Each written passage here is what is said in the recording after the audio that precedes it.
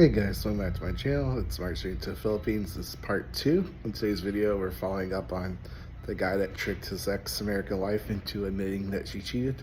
It's pretty funny, so if you haven't seen that, go see part 1. And this one, we follow up and continue her woe is me drama, as well as him moving on and moving to the Philippines and finding a much better, younger, prettier, sexier Filipina.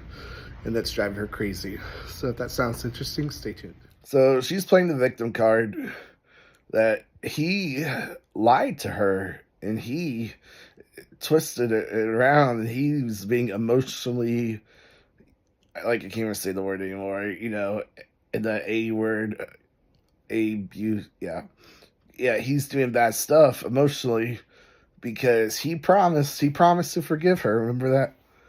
And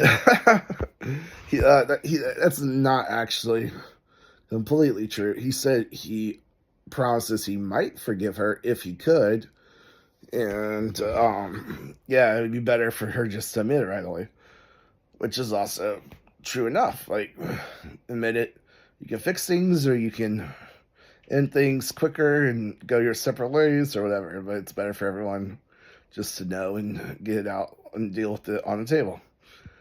But she's played the victim. Oh, he tricked me, he lied to me, he set me up, blah blah blah. And like, ironically, so she's not even upset that she cheated anymore. Like, that should be the main issue here. Hey lady, you committed adultery and you're more upset about this. Like, that shows where your problems are and your thinking and your mindset and your immaturity. Because regardless of if what he did was wrong or not, what you did was like 100 times worse, and you don't care. It's very obvious that that's low on the totem pole for you. And like, just because, quote, someone gives you like permission to cheat doesn't mean you should take it. It's common sense. Like, it should be common sense. That they might say they're okay with it, but maybe later when they actually go through it, like, their feelings aren't gonna match up, and being logical or not doesn't matter. It's kind of like females, right? Like, the logic doesn't matter at that point. The emotions take over, and like, he's been with her for a long time, like, in 10 plus years, I think, and she threw it all away just for a fling. And it doesn't matter what he said in the past, like, oh, maybe if he can't, like, he's trying to process it and he just can't, then it's over. And she has no one to blame but herself for her own dumb decisions. So don't try to play the victim and blah, blah, blah, because, oh, he tricked me. And also, like, girls trick and trap men all the time. So I feel very little sympathy here, because they feel absolutely no sympathy for men when they play their trap cards. For example, it's very common for women to get a friend or a coworker, or to even hire a model or an Instagram model or something, to try to trap their boyfriend or husband and say, hey, go hit on my husband and see if he cheats on me or is flirty or entertains it, or, that sort of thing. And they try to set him up. It's a setup. And like, if he cheats, or that wouldn't even have happened naturally. Like, naturally, he'd just go throughout his day. No one would approach him. Like, say he's at a bar, no one is approaching him, no one's interested. Like, he's not going to cheat. Now, maybe he would if he could have. It's a setup, he failed. But it's a different story. But regardless, like, do they feel bad when he gets caught cheating? No. It's like, oh, it doesn't matter if it's a setup or not.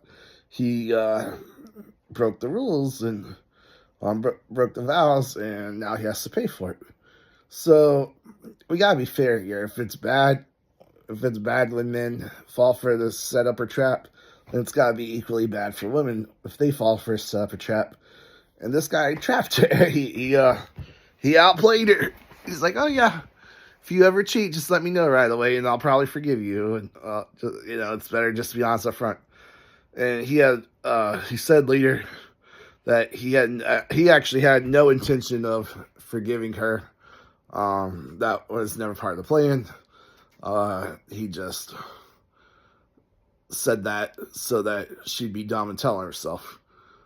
So I don't know. I don't encourage lying and stuff, but in this day and age where everyone lies and cheats, and you may never find out, and all sorts of stuff, they're very sneaky about it.